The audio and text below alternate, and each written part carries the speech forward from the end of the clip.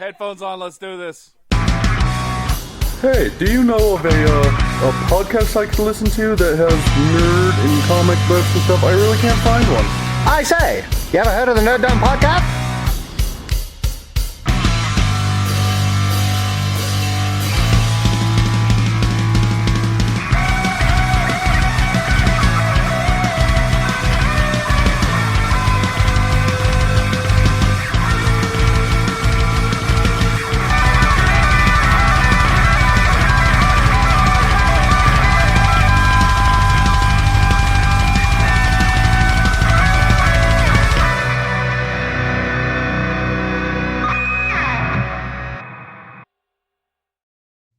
Hello, everybody, and welcome to the Nerd Dome Podcast, episode 278. I am your podcaster without fear, Luke, and today I am joined with... Hello. Yeah. I did no directions of how we're going to intro today, but it's Ryan. Hello. And Andrew. And I am the alliterative Andrew. Oh, there's only one left. Classic Chris Hoffman, co-founder of Valady Studios. Hey, guys, how have you been since we recorded last a million years ago? It's been 2 weeks, 3 weeks. Yes. Yes. Yes. Some weeks. Peachy. Yeah, I'm doing all right. Is that hard-hitting, top shelf content you've expected from the Nerd Dome podcast? Oh, don't worry. It's like riding a bike. We'll get back into it. I've been sick. My child is a germ monster, and I'm just now recovering, so I apologize for my voice. But I did finally get something pretty cool. So back in 2018, Atari launched an Indiegogo campaign for a new console, the Atari VCS. And it was pitched as a hybrid console PC. And it got fully funded right when COVID hit. So then all the shortages with the chips and everything pushed it back. And originally it came out, and I think it was like $399 or $499. And for what it was, that wasn't something I was interested in, because it was about the same time, the new Xbox and the new PlayStation were coming out. And it's not going to go head to head with those, but now it's only $199, and so I took a shot on it. It's really cool because it looks like an old Atari. It's got the walnut on the front with the Atari logo, and it comes preloaded with all of the old Atari games in 4K, the way you want to play Atari. Right. But that actually really helps with some of like the vector graphic games like Asteroids and because it's got the arcade versions and the 2600 and the 7800 versions of a lot of the games, but it also has a online like a streaming market that has there's a bunch of new games, a lot of those like 16-bit 32-bit 8-bit like indie games that come out on Steam and stuff. You can get them there, and it's their version of like Xbox Live. Is you have the subscription once a year. It's like $40 for a year, and you have access to all those games when they come up.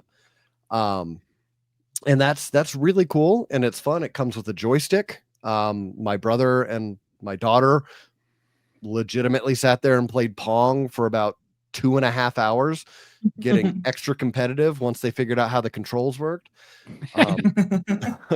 My mom she was like, let me show you how to do this, kids, and she just dominated everybody. Nice. But I would love to play Pong with your mom. That would be fun. Actually, I'm just envisioning this. Yeah. Oh, she was in the zone. But so it's really cool, like especially for my daughter to be able to experience all that stuff. But this is where the cool thing about it that I was that really made me interested in it. So it's got a Ryzen AMD chip in it. It's kind of like a low end computer. It can run a lot of games, but you can switch it to PC mode, and it's got upgradable RAM. It's got upgradable memory, and you can hook your mouse and keyboard up to it, and then just get a lot of people will just put an OS on a 2 gig stick, like a laptop memory, put it in there, and they just run Windows off it or Linux or whatever you want, and you can just launch Steam and play your Steam games through your Atari through PC mode. So it's not a high end gaming PC by any means, but it'll do a lot of the MMOs. It'll do a lot of especially once you get more RAM in there and stuff. I upgraded mine with some laptop RAM. But yeah, it's a neat little console, being able to play all those games and then also just log into Steam and play whatever I want there. I think it's awesome. And at that price, like at $499, that's steep for what it does, but $200, it's about as much as those little retro N64 consoles and the mini Genesis consoles, but it does a little bit more than that. It's super cool. It's super Right cool. on. So during the sickness, I've been playing Atari. So I've just been poking around on their website as you've been talking. They still sell like the 2600, and like it looks like it's like the same original. It's just a little smaller. Is it? Mm-hmm. And that is like $129. So like a $199 PC that does all that, it seems pretty neat. Yeah, and it features what most modern consoles is lacking: wood paneling. Yes. Where's PlayStation, you cowards? PS5. What's your favorite game on there? So far, there's one. It was an indie game called Skateboard Kitten, and you're literally just a cat that is jumping over poop to save the world. Right and it is very funny. And it's funny because like in those old games, you really understand like what the premise of the game is with hardly any explanation.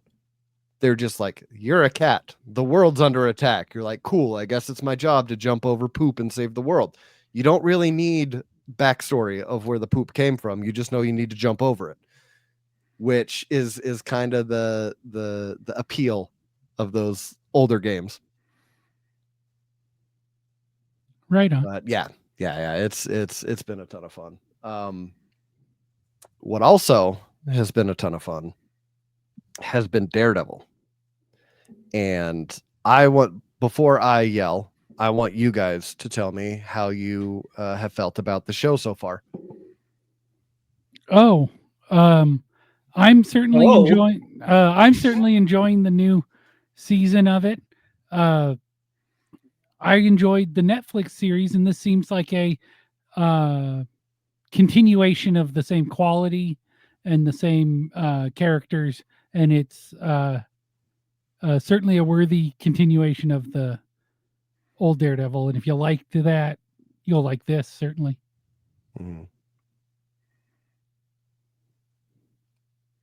Ryan, what do you think? Chris? Did you watch it, Chris? Oh. Yeah. We're up to 4 episodes, yeah?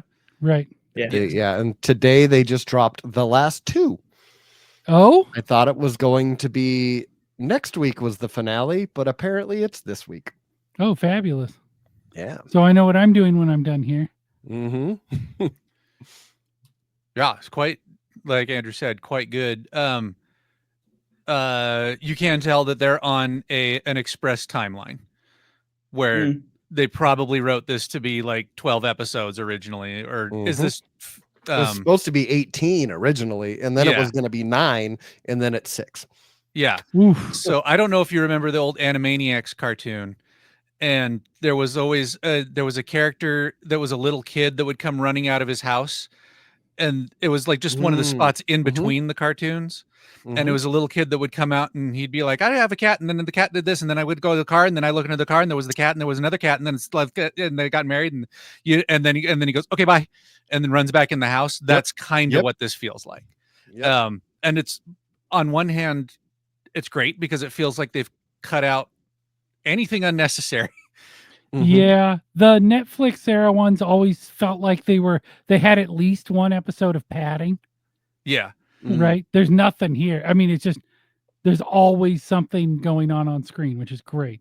Yeah. Everything yes. moves the plot. Yeah, it's character development, or it is moving the story. It's something, which is really nice. And I feel like constraints, especially in creative medium, constraints creates creativity, right? And so maybe this is a better show because of the constrained timeline. But I also feel like that this and Brave New World all kind of counted on the election going a different way. Because it's like, have this show where you're watching the villain who becomes a political leader. Oh wow, what a fantasy! Yeah, who Take the me out fuck? of the real world here and stuff. I'll see this. But quite like the guy, loving the actors and really cool. Oh, I told Andrew about this. The white tiger, who's amazing. I love the fact that they just kind of spoiler alert, I guess, for the show here. But the white tiger gets his superpowers from like a magic amulet, and in Is the that a show spoiler? That's how it works in the comics. I know, but Okay. well, yeah. But there's a they talk about his magical amulet giving him superpowers, and no one bats an eye. Right. Yeah. There is no, where did the amulet come from? And that can't be real. A whole 3-episode arc of them coming around like in the X-Files. Mhm. Every single week they meet an alien, a xenomorph, some sort of cryptozoology monster, but every week one of them doesn't believe for Mhm. 13 seasons or however long that Yep. went. The fact that they just were like, magic amulet, huh? Well, Moving on. but also not, where the fuck is it now? Who has the amulet? You know what I mean? It's just, it don't matter. And it didn't matter. It doesn't matter. Yeah. One of my the lines that I thought was really funny is when they're in the courtroom and he's like, he went out and did this act without his magic amulet that gives him superhuman strength and senses. And he's like, would you do that? Would you go out and into battle with your one hand tied behind your back? And I was like, or with one gun taped to your hand? Right. or he's like, I wouldn't. And I was like, bitch, you did too. You did. You did. Yeah, he wouldn't all choose saw to you. do it. Yeah. Yeah, because he's done it for real. It sucks. So one thing that I remember before the show came out, they were talking about, they went through and they repaced everything and they made sure that, there was more action and it wasn't just going to be a stagnant law room thing. And they're like, and can you believe they didn't even have Daredevil in the suit until episode 6? And I'm like, question What from about the the back. first season? I'm like, question from the back. So you put him in the suit for 10 minutes in the first episode. We're closing in on episode 6 and he's still not in the damn suit. You just took, and yeah, thank us for giving you 10 more minutes of Daredevil actually being Daredevil. But I mean, I don't have that big a problem with it. It's a nitpick, but it was just like they're giving themselves a gold star. And I'm like, you guys haven't earned this gold star. Are you serious? All the suit stuff we saw in the trailer before it even came out. Like, don't pat yourself on the back quite yet. But I've been really enjoying it, as you probably would have guessed. The semi twist that they do right in the first 15 minutes of the show,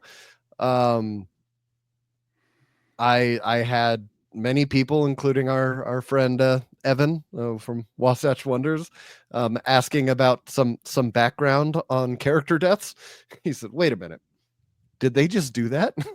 did they did they fridge the character?" Um, but yeah, so I knew something was one of them was going to go down. I guess we could say spoilers and talk about it, right? Mhm. Okay, spoilers. Foggy gets shot, and What? they Oh I know, shit! I know, I That's know. who that was. That's who that man was. um, but they make it like it could be Karen, it could be Foggy. You don't really know until it happens. Which is, I think it was smart on their part, because they were trying to have an incident that would shake Matt so much that he would stop being Daredevil. And I love Karen, but the way they've developed that relationship, I don't think she's the one that would make him stop. Right. So going with Foggy was the right decision for this iteration, because there wasn't that other history there. But that opening action sequence, I was clapping like a 8-year-old. I was like, yes, this is, look, he's jumping off of buildings. He's doing Daredevil parkour stuff. They changed up the way he fights, because in the Netflix stuff, he was really a boxer, right? He was just kind of a brawler, and he's just going to punch you in the face. And that's kind of what he does, but he's also a ninja. So he does do all the backflips and the stuff like that. So seeing them portray it in that first 15 minutes, and especially with it being against a bullseye, I was like, yep, this is off to a very good start. And then, they hit you with some trauma. And then I've really liked the dynamic that they have with Kirsten McDuffie, because in the Mark Waid run, she's his love interest, and they've kind of shifted her to new lawyer best friend. And just the way that they banter back and forth is awesome. I think that's great. When she sets him up on a blind date. um but yeah, I've liked that. And again, Vincent D'Onofrio, Wilson Fisk is just, he's so good. And this whole time, I like when they mentioned, don't hurt Adam, I'm like, oh, he's definitely hurting Adam. Like, I don't know who Adam is, but he's getting hurt. So seeing that play out, I always joked, I was like, he probably, and we saw in the end of the last episode, it could be true, that the only reason he's able to hold himself together as Mayor Fisk is because when he clocks out, he gets to go down to his torture dungeon and beat the hell out of Adam every night and just go, okay, let off some steam. Now let me get back to doing mayor stuff. And I was like, oh, well, that might actually be what's happening. So interested to see how that one goes. But yeah, no, it's been really good. And again, the chemistry between John Bernthal and Charlie Cox as Frank and Matt Murdock is it's just as good as it was. They encapsulated their entire back and forth, their views on stuff in 5 minutes of last episode, and I was just like, yes, I'm here for it. I'm very excited about it. And I'm happy that season 2 is already filming. Oh, awesome. Oh, is it? Yep. Yeah, and already and then that's the thing where they said that Eldon Henson he's in season 2. So people are like, flashbacks, fake death. Foggy has died in the comics at least once. Yeah, and so it's also comics, and so like nobody ever stays all the way dead. Ryan, you're a fan of the X-Men. You can certainly attest to that. Yeah. Yeah. Not like my favorite character has died and come back many times. Right. That's kind of her jam. It's kind of her shtick, yeah. Yeah. Yeah. No, that I think the last time they killed Foggy, it was cancer, which was kind of brutal. Oh, geez. Because it went on for 5 years before he finally died. It was just cancer Foggy, and I'm like, oh my gosh, guys, what are we doing here? But it's okay. It's comics. He's better now. He just had to die and go to hell and get rescued and come back. That's how Go that to works. hell? I guess he is a Yeah. lawyer. Yeah. Oh man. Yeah, I'm excited to see how it's gonna wrap up. Excuse me. Yeah, you guys have any other You thoughts? haven't or watched it yet? No, I actually It's airing stopped like it. right now, I think. It's on right now. It came Yeah. out an hour ago. And I'm here with you, gentlemen. I appreciate your restraint. Happily. Oh, there was a couple of times in the show where they asked Matt if he could see something. Like, can't you see what's happening in this city? It was like, was there anybody paying attention to the script on this one? Because it just kind of floated past, but a couple of times it turned to Annalise, and I'm like, no, he can't. He can't see. They're this. saving that for the winks at the camera. Yeah. There's one thing I want to say also about the courtroom one, the White Tiger episode. I saw someone that said this episode builds you up and then tears you down, and then builds you up and then tears you down, and then builds you up so you're so happy, and then tears you down and ends the show. And they were like, it was so good from start to finish. That episode was just so good. And apparently that was supposed to be in the original set, that was supposed to be the first episode. Oh, wow. So I mean, I feel like they could have done it depending on how they paced everything else, but you don't know who the White Tiger is. So Get to know them. Yeah. You gotta like them before you can feel the loss. Right. The most impactful part of me at that episode was the end credits where they played the sounds of the frogs chirping. I was like, Yep. That and the beginning of the next episode with his niece, when she's like, they're the cops, man. Right. Like, what do you mean justice? They're the cops. What do you want to do? And you're just like, that kid is too young to be, see the world in that light. And you're just like, this show is it's good. It is very good. Like, even take away superhero, it's a good show, which I think that's something that Marvel needs to lean back into, is making a good show that happens to be about a superhero, not the gimmick of it's a superhero show. You mentioned that like Matt's never Daredevil, and I didn't even notice until you said something. I literally just, because I'm so engrossed in the show, I'm like, what's going to happen? You know what I mean? I was like, and that's usually my first complaint. You know what I mean? Is like, why isn't he in the suit? I came here to see the suit. You know what I mean? And to be fair, like, they gave you a bunch of like really cool suit at the very beginning of the show. Right.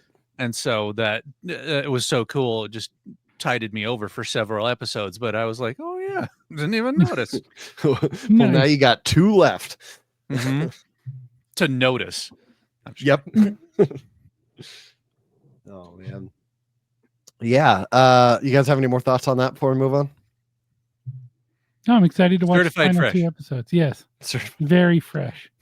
So Found it excellent. Something that's not certified fresh. Also, when I was sick, I watched Kraven the Hunter. I delirious? Like, I you hit a wrong button? I was. But it's not as bad as Morbius. It's worse. It's worse. I would put it more on like Venom. Ugh. Like the level that the Venom movie is. So it's not good. They made 3 of those. Yeah, made a ton of money. Did. And I somehow saw all 3 and I I hate saw myself for the it. third one. I just watched the third one when I was getting a root canal. That's what it took for me to What? watch.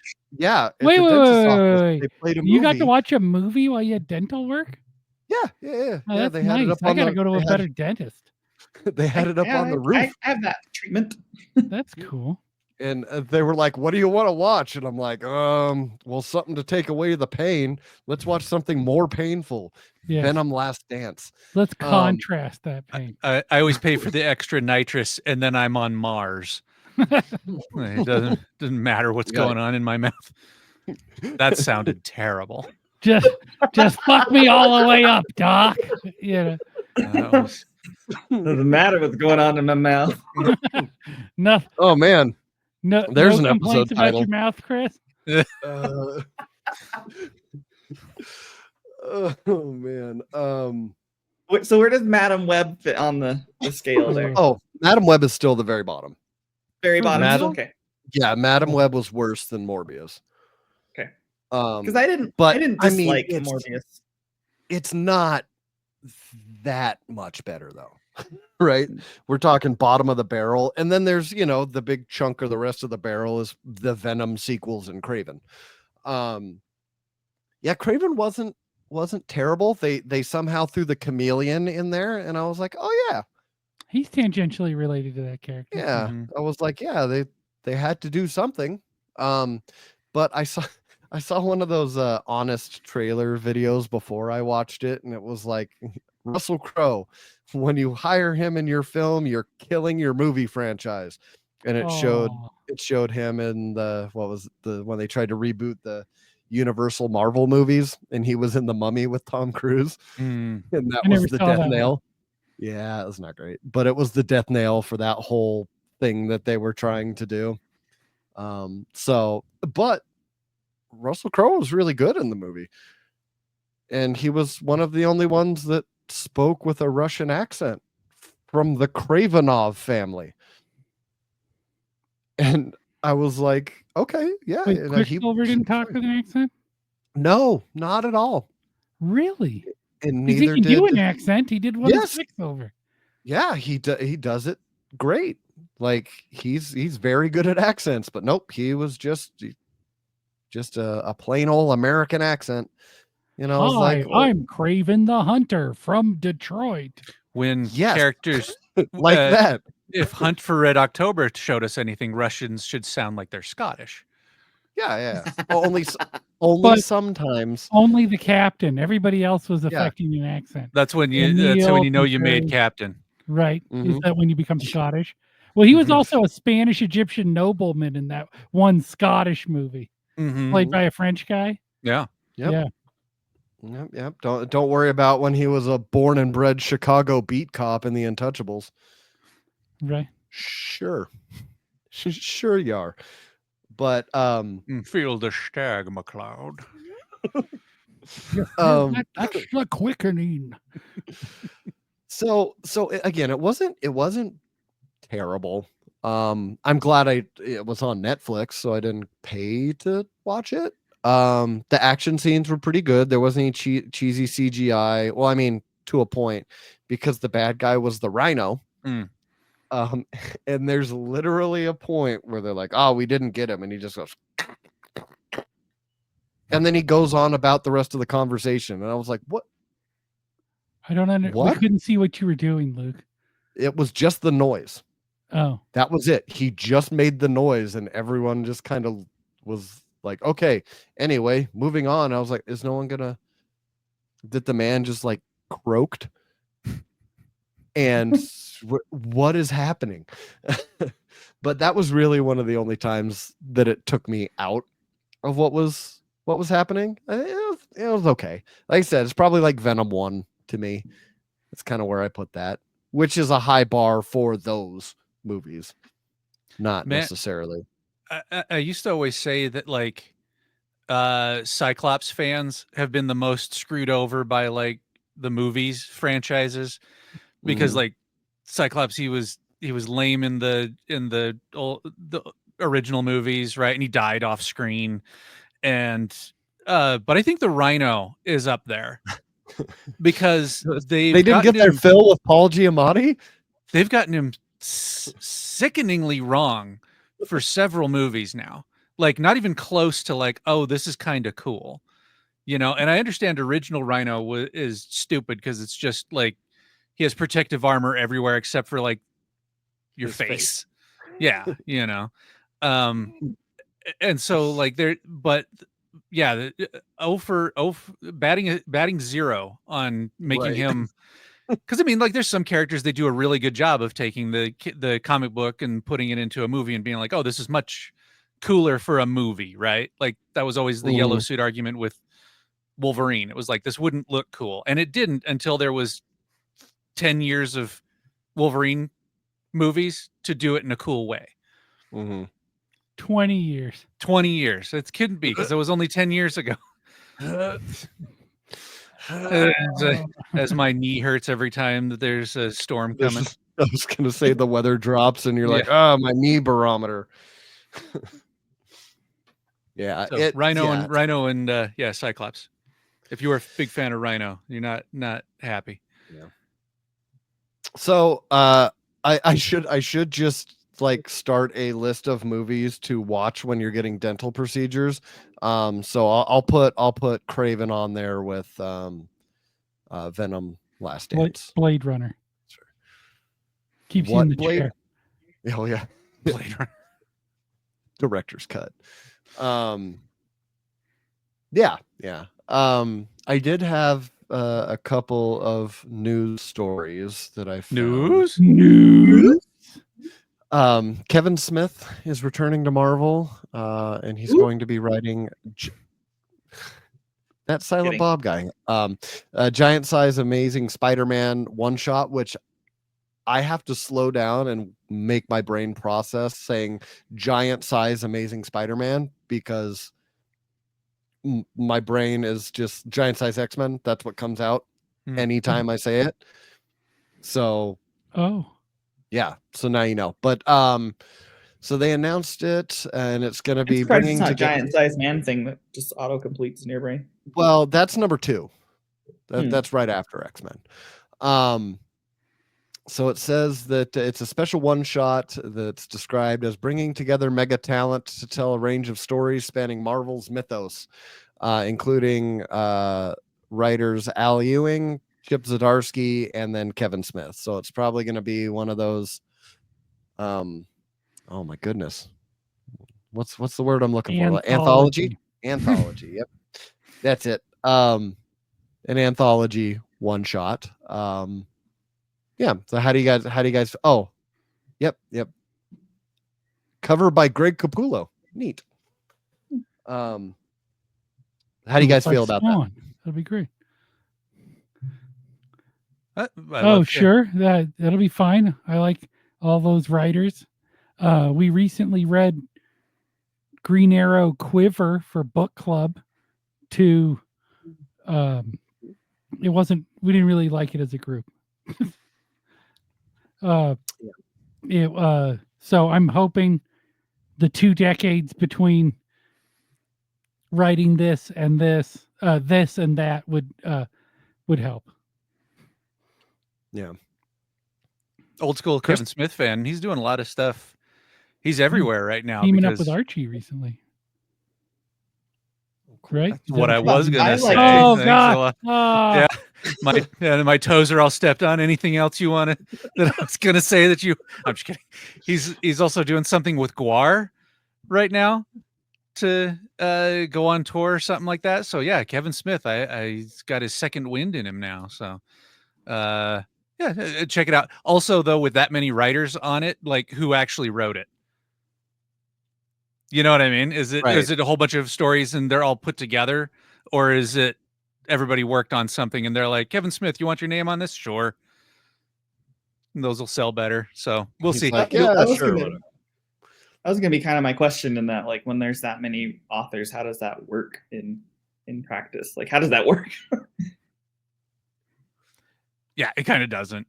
You know what I mean? And so that's the thing is it's like, but it's still, you know, I love Spider-Man. I like Kevin Smith and most of those writers. So I don't know. I didn't say most because there's one I'm picking out. Some of them I'm not 100% sure of. So, but yeah, no. Like you said, hopefully they're not novels. You read those old Green Arrow or Daredevil comics, and it is like there's no room for the artwork. Right. Yep. He likes his dialogue, that's for sure. So the next bit I had is Mark Waid is set to do a new history of the DC universe. It's going to be a 4-issue series that will align all of DC's continuity over the past 90 years through the eyes of Barry Allen, everyone's favorite Boo! Flash. Boo!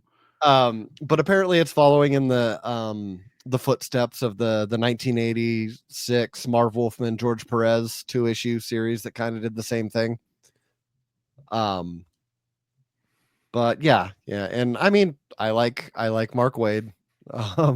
You guys have feelings about Barry Allen, but I don't know. It sounds interesting to me.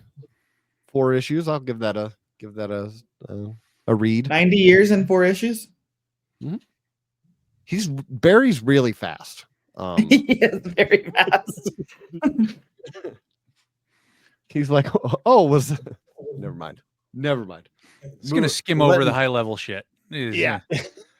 Or be like weirdly obsessed with like an obscure character, and you're like, this is the history of the DC universe. Like, don't mention Batman. Yeah, and really focuses on Stanley and his monster. They're just gonna show the entire Batman segment as pearls hitting the ground and then moving on. So many pearls. That did we talk about this already? Where it's the pearls that are? I don't think so. The ones that it's a reverse universe where it's a string of pearls that shoots his parents.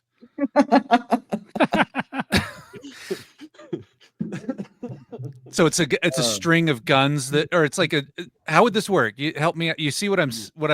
Yeah. It's a cartoonish string of pearls. It's got 5 o'clock shadow and that like Joe Chill string of pearls. Yeah. Yeah. And he's got a gun and an AK-47. And he beats Batman's parents to death in front of him with the gun. But it's another set of jewelry, but they've got people necklaces on.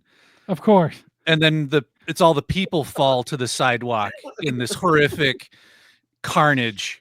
That the child are the people like, can't comprehend, and are the people small or are the jewelry giant?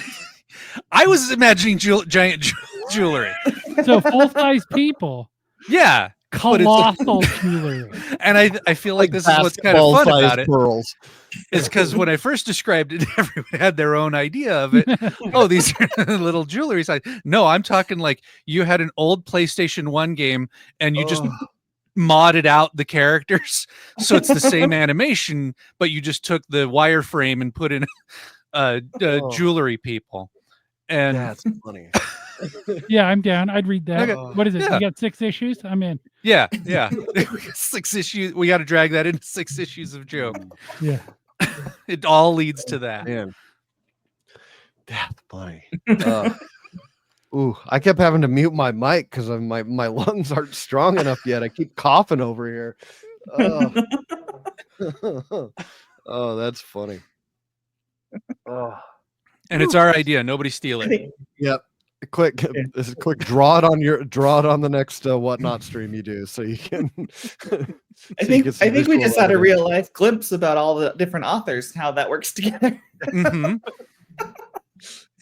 Oh, they all probably put it in an AI. They all just like write a story about the last 90 years of DC history. I'm just kidding. As told by Barry Allen.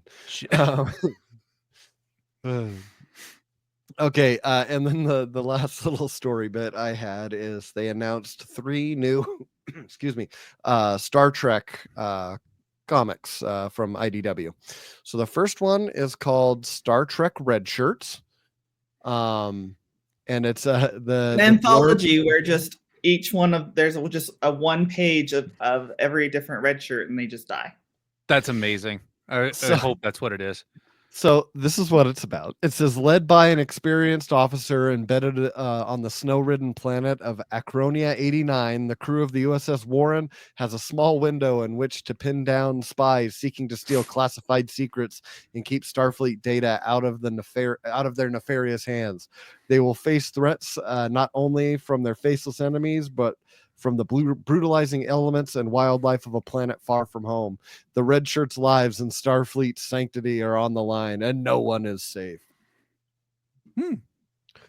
And the cover A is a skeleton in a red shirt floating through space with his badge, like he's got like clawed across it.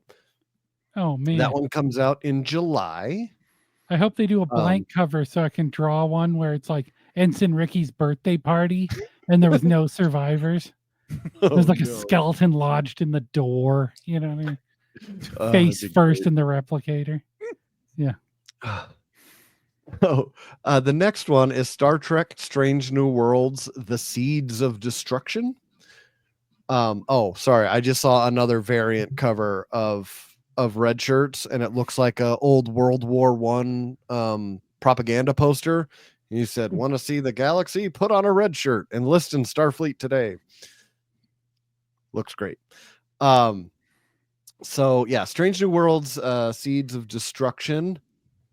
This one doesn't really have a blurb about it, but it says it takes place in the obviously in the Strange New Worlds era, and it looks like it's Spock and my goodness,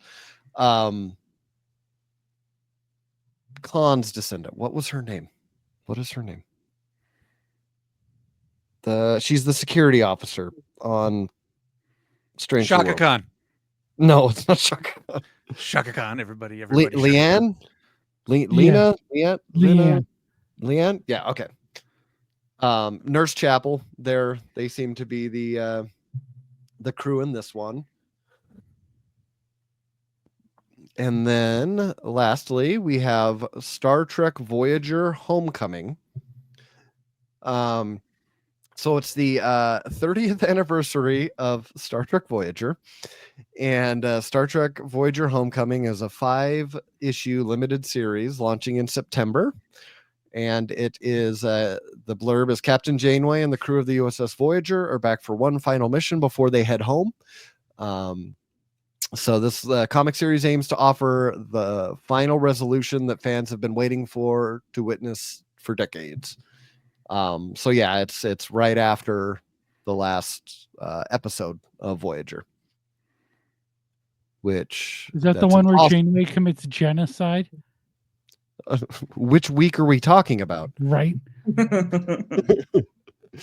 But yeah, I mean, I know Voyager fans out there are gonna love this because I mean, them and Deep Space Nine have kind of got the short end of the stick on hey, remember, but at least in Picard we got like 7 of 9, and you got to see Voyager and stuff like that, where Deep Space Nine, on the other hand, is just kind of,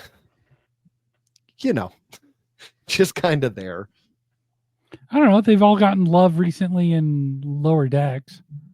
That's true. Voyager gets a lot of love. They address Tuvix even. Can't forget about Tom Paris Day. Right. We'll always have Tom Paris. I'm excited for like Star Trek has been one that I've wanted to comic series I've wanted to dive into, but I've been waiting for them to do more of like the next generation TV show comics. Like I know they've done the like alternate universe, like mirror universe stuff, and they've done stuff that is next generation, but the movie kind of era of it. But I keep waiting for them to do a next generation kind of set during the TV show, just some other adventures in there. But yeah, no, I'll probably give the Voyager one a shot for sure, just to get that story. Out of those three, which one do you guys think you'd be the most interested to read? Red shirts. Yeah, that sounds interesting, actually. Yeah. I'm on the Voyager one. I think that sounds the most interesting. That one caught my eye the most when I was reading it. Okay. You guys have anything else you want to talk about? Because I have something I'd officially like to ran out. address, sir. Do it. Yes. Well, those of you, all 6 of you that have been watching the YouTube stream have known that Good I don't plug for like the YouTube stream. I don't like to appear on camera. So I've been wearing this mask of sorts, this metaphor of a duck. But it's time to reveal myself to the world, ignoring all of the previous episodes I actually appeared on camera. But yes, this is the real me without the puppet. You look great, man. Thanks. I've lost some weight lately. Can you tell? Yeah, I'm Yeah. liking the Is that- stripes. Yeah. Is that your natural hair color, or is it dye? Well, you see, as you get older, it really starts to gray and purple. Yes. At least I've found that to be the case. Mhm. So Nice. Well, I've got the reverse alopecia. reverse alopecia. Werewolfism, I think it's called. Lichen, what is it?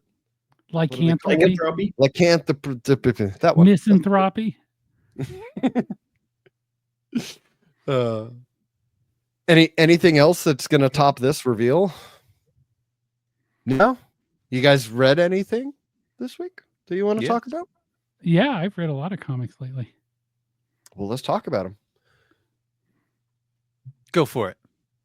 Okay. Recently, I read all of Jim Starlin's Adam Warlock comics and the prelude to Infinity Gauntlet.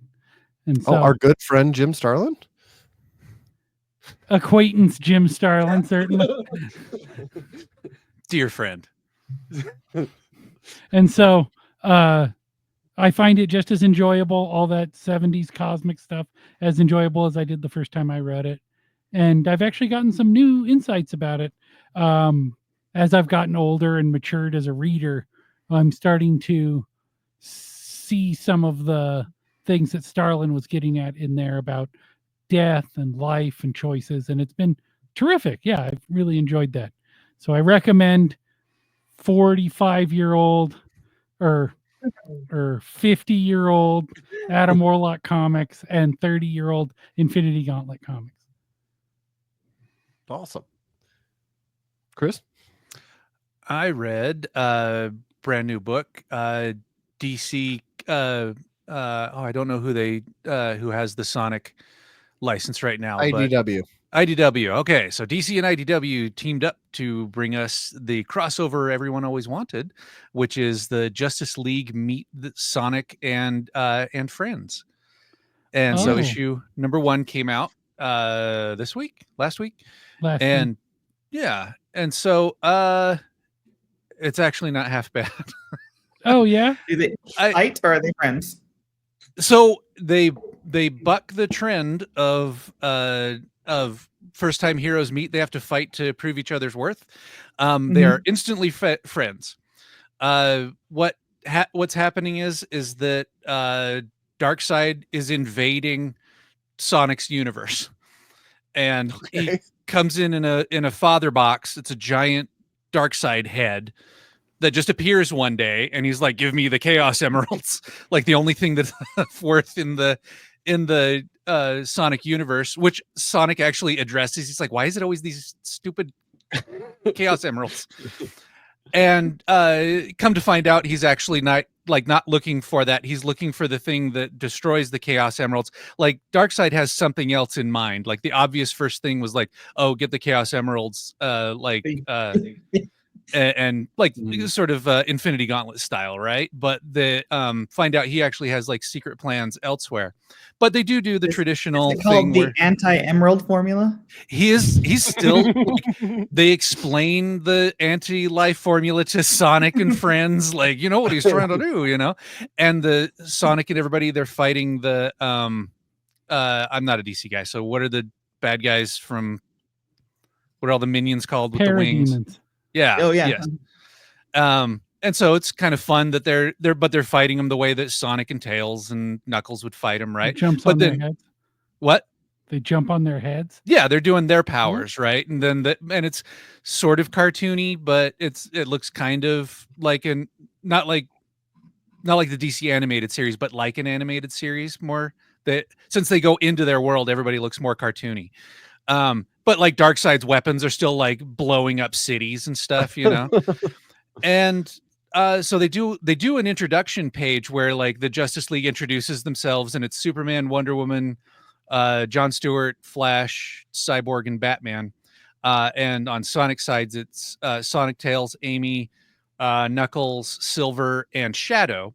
And they all kind of pair off at one point, right? Who does Tails pair off with? Who does Tails pair off? So, and I've put them into categories, right? Where there are, so hang on before you're on to it. But let me tell you. I'm very excited. So, the first one that I thought was really cool is that Shadow and Batman team up. Well, duh. And their whole first page is completely silent.